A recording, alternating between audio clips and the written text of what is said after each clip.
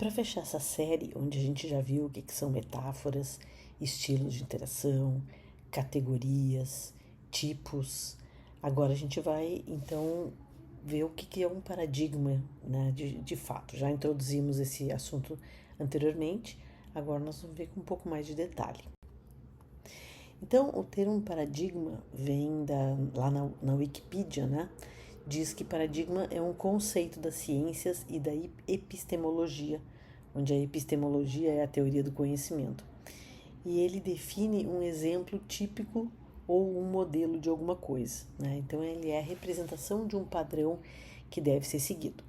Quando a gente fala, né, no contexto de HC, o paradigma é o nível mais geral do modelo conceitual de uma interface, né? Então, ele é basicamente uma filosofia de design que vai abranger tanto a maneira como a interface aparece, como a maneira como ela se comporta, né? Então, envolve isso, bem como envolve os dispositivos de interação que também vão ser usados.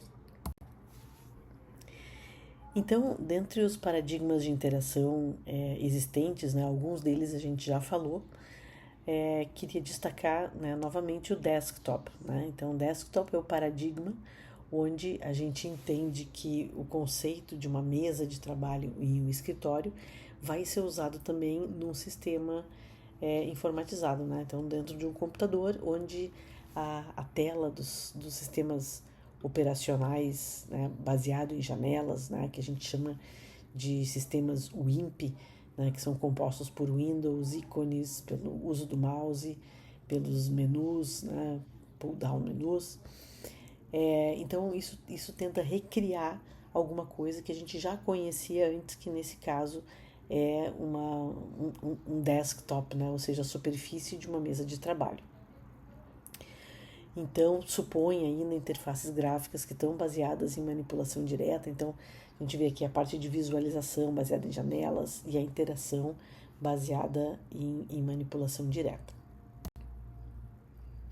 Um outro paradigma de interação é a gente usar o conceito de uma mão virtual para simular coisas onde eu vou pegar objetos, né, basicamente. Então, isso também tanto se refere a ambientes 3D, onde, né, eu tenho o controle de uma mão usando dispositivos diferentes de hardware, como uma Data Glove, por exemplo, que se usou bastante no começo da realidade virtual, como um controle de jogos, como a própria captura dos gestos da mão, ou ainda um mouse, né, ou um trackpad, onde eu arrasto a minha mãozinha bidimensional. Quando eu clico no botão do mouse, a mão fecha, indicando que eu selecionei um objeto, e por aí afora. Então, eu estou usando esse paradigma de interação baseado na mão virtual.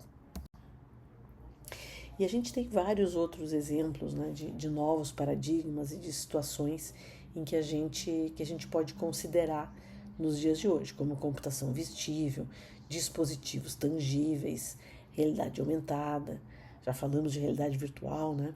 Computação ubíqua, computação pervasiva, os ambientes atentos, né? Ou ainda conhecidos como ambientes perceptivos, a computação transparente, né? Que é aquela que permeia os ambientes todos e a gente não enxerga, e muito mais coisas que advêm da combinação, né, dos diversos paradigmas, bem como novas coisas que estão surgindo. Então, para dar um exemplo rápido de alguns deles, né, a computação vestível, tangível, as interfaces tangíveis e a realidade aumentada, elas têm uma relação, né, entre si, e é onde a gente usa, né, veste os dispositivos que vão nos ajudar, num caso de realidade aumentada, a misturar os conceitos misturar as imagens do mundo real, né, e a interação no mundo real com objetos virtuais com os quais eu vou também interagir de uma forma natural, né? Então, mesma ideia de manipulação de mundo numa realidade que existe na realidade aumentada, a gente estende, né, para fazer essa interação com objetos virtuais que vão estar misturados com os objetos reais, né? Então, nesse mesmo contexto, as interfaces tangíveis têm um papel interessante, né? Então, interfaces tangíveis são aquelas onde a gente usa objetos que são reais para, através deles, interagir com o mundo real, né? Com o mundo virtual, perdão, né? Com objetos inexistentes. O paradigma da computação ubíqua também é importante, né?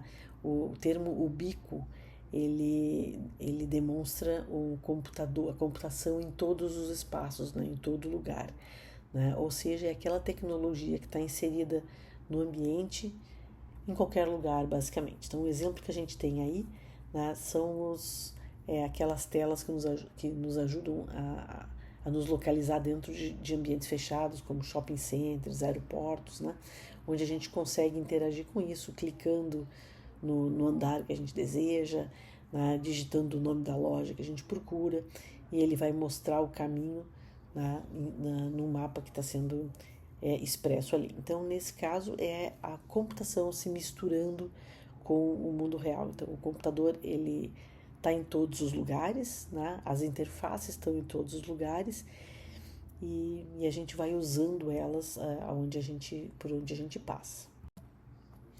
E, finalmente, queria mencionar, né, a ideia de computação pervasiva, que é muito semelhante à computação ubíqua, né, e a computação móvel, né? Então, a ideia é que nesse paradigma a gente tem dispositivos móveis e eles permitem com que a gente controle, né, ou tenha informação do próprio ambiente onde a gente está, de objetos que estão nesse ambiente, né? Então, por exemplo, né, nos casos de casas inteligentes que a gente tem hoje, a gente usa um dispositivo móvel para controlar coisas como a cortina que abre e fecha, acender e apagar a luz, ligar o ar-condicionado, né, controlar um termostato para controlar a temperatura da peça, usar o dispositivo móvel como um controle de TV e coisas do gênero. Então, a ideia é ter uma computação, né, que permeia o meu ambiente e eu consigo interagir com essas coisas todas. Bom, então cobertos aí, né, a gente viu o termo paradigma, né, o que significa, vimos alguns exemplos. Então eu queria só sumarizar aqui para a gente terminar essa aula, né, com alguns comentários que fazem um fechamento. Então, primeiro, quando a gente fala no design conceitual, né, é importante a gente ter um bom entendimento do espaço do problema. Então, antes a gente começar a projetar uma interface, a gente precisa entender bem o problema que a gente quer resolver, quem são os usuários, em que contexto a tarefa é executada, que tarefas são essas, né? Para a gente entender qual é a dor que a gente está resolvendo, né? Qual é a dor do nosso usuário que a gente está ajudando a resolver. Um aspecto bem fundamental de fazer o design de interfaces, de design de interação, é a gente desenvolver um modelo conceitual, que de fato é realizado com base no conhecimento desse espaço de problema. Então, sempre começa por eu entender o problema, depois por fazer um modelo conceitual. Então, a partir do modelo conceitual, para conseguir trabalhar com o modelo conceitual, eu preciso também compreender quais são os modos de interação possíveis, que metáforas eles me fornecem, né? Eu posso usar junto com esses modos de interação. Como é que eu vou pensar a respeito de que tipo de modelo conceitual desenvolver? Então, para isso, a gente acaba pensando nos paradigmas disponíveis e nas metáforas que a gente já conhece, para pensar qual deles é o mais apropriado para criar o nosso modelo conceitual. Os estilos de interação, eles são tipos específicos de interface que finalmente são instanciadas como parte de um modelo conceitual. Então, a gente viu uma série deles agora há pouco, né? E, finalmente, os paradigmas, as teorias, os modelos e os frameworks também podem dar forma para um modelo conceitual. Então, esses são todos os conceitos envolvidos na concepção de um modelo conceitual e que nos servem de subsídio. Então, conhecendo as possibilidades, os diversos paradigmas, as metáforas, que eu vou ter condição de propor um modelo conceitual que traga uma boa experiência para o meu usuário, ou ainda que aumente a minha chance de gerar interfaces que gerem boa experiência. Então, todo esse conhecimento, né, é o que vai nos ajudar a gerar interfaces com boa usabilidade, resultando então em boas experiências para o usuário. Então, acho que dessa forma a gente sumariza esse conteúdo que vimos aí, né, nos últimos conjuntos de slides. Muito obrigada.